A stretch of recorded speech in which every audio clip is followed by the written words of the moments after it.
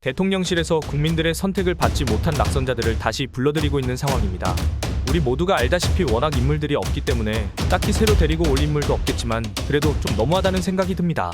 이미 낙선한 정진석을 그 중요한 자리인 비서실장에 앉히기도 하였고, 최근에는 경기 용인갑에 출마했다 낙선한 이원모 전 인사비서관을 공직기강비서관으로 임명한 데 이어 경기 하남갑에서 추미애 당선인에게 패배한 이용 의원도 정무일비서관으로 유력하게 검토되고 있다고 합니다. 이들 모두 찐윤이라고 불리는 자들인데요. 이러한 인사들을 보면 윤석열이 현재 얼마나 불안하고 초조한지를 알 수 있다고 생각합니다. 야당에서 몰아치는 최상병 특검, 김건희 특검 공세를 어떻게든 자기 사람들로 채우고 똘똘 뭉쳐 막아내보겠다는 의지인 것 같은데요.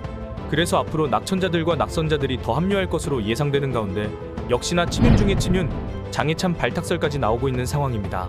장해찬은 당의 공천권 박탈에 반발해 부산 수영에서 무소속 출마했다가 낙선한 인물이기도 한데요. 국힘 지지자들 사이에서도 본인 욕심과 고집 때문에 까딱하면 민주당 후보가 당선될 수도 있는 상황을 굳이 만들어야겠냐며 꽤나 비판을 많이 받기도 했었습니다. 그런데 여의도에서는 이미 장해찬이 대통령실 뉴미디어 비서관으로 올 것이라는 설이 돌기도 하는데요. 소문이 아니라 실제로 장해찬이 대통령실로 직행하는 상황이 된다면 또 큰 논란이 될 것으로 보입니다. 일단 대통령실에서는 그런 사실이 없다고 부인하고 있는 상황이지만 우리가 알다시피 이 정부는 간 한번 보고 나서 슬쩍 또 추진하는 정부이기 때문에 장해찬 발탁설이 전혀 사실 무근은 아닌 것 같은데요. 어쨌든 것은 저항이 예상되는 가운데 윤석열은 과연 장해찬을 진짜 불러들일지 함께 지켜보도록 하자고요. 다음은 개인적으로 좀 충격적인 이야기였습니다. 언론에서 왜 이렇게 조용하지 싶은 정도의 이야기인데요. 얼마 전 있었던 2주년 기자회견에서 정말 찝찝한 사진 하나가 포착되어 온라인 커뮤니티에서는 말들이 많은 상황입니다. 이렇게 보시는 것처럼 김수경 대통령실 대변인 단상위에서 기자들의 사진과 여러 정보가 적힌 서류가 포착된 것입니다. 실제로 이날에는 지상파 3사 중에서 MBC만 질문을 받지 못하면서 그 의혹이 더 일파만파 퍼지고 있는 상황인데요.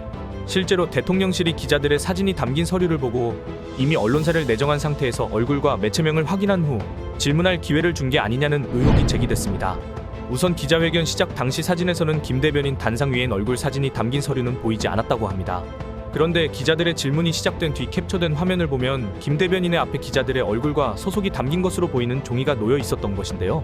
누리꾼들은 기자회견 영상 캡처본을 두고 대변인이 손을 든 기자의 얼굴을 확인하고 질문받은 거 아니냐는 의혹을 제기한 것입니다. 당초 기자회견을 앞두고 취재진과의 질의응답이 각본 없이 이어질 것이라고 알려졌던 터라 이를 비판적으로 보는 의견이 적지 않았습니다. 여러분들은 어떻게 생각하시나요? 실제로 지목한 20명의 기자들을 보면 조선일보, 중앙일보, SBS, KBS 등 보수 성향 언론사들은 충분하게 기회를 준 반면에 진보 매체는 한결에 한 개 언론사 정도 주었기 때문에 실제로 지나치게 편향된 것이 아니냐는 비판이 너무나 당연해 보입니다. 불편한 질문을 받고자 했다면 굳이 MBC, JTBC 등을 뺄 필요가 있었나 싶습니다. 당시 현장에 있었던 MBC 강현섭 기자는 저도 열심히 손을 들었지만 저를 지명하지 않았습니다. 지상파 3사 중에선 KBS, SBS가 질문을 했지만 MBC만 기회를 얻지 못했습니다. 대통령실 대변인은 이렇다 할 설명이 없었다라면서 언론사와의 관계 때문이 아닌가 싶다고 밝혔습니다. 본인들의 의도가 어떻게 되었든 간에 충분히 오해를 살 만한 행위였다고 봅니다. 웬일로 윤석열이 기자회견을 하나 했더니 이런 장치를 했을지 정말 꿈에도 생각 못했습니다. 기자들 사이에서도 기자회견이 끝나고 충분한 기회를 얻지 못했고 질문에 대한 답이 아닌 엉뚱한 답변을 하는 경우가 있었다며 더 날카롭게 질문할 수 없는 분위기와 통제된 질문 기회에 아쉬움을 드러내기도 하였습니다. 얼마 전까지 선진국이라 외치던 대한민국이 어쩌다 이렇게 됐나 싶네요. 어쨌든 저런 장치를 했음에도 불구하고 엉뚱한 답변과 동문서답하는 윤석열을 보니 진심으로 나라가 걱정됩니다. 여러분들은 오늘 정치 이야기 어떻게 들으셨나요? 여러분들의 의견도 댓글로 들려주시면 다음 영상 제작에 큰 도움이 될 것 같습니다. 이 영상이 널리 퍼질 수 있도록 좋아요 꼭 부탁드립니다. 오늘 하루도 화이팅입니다.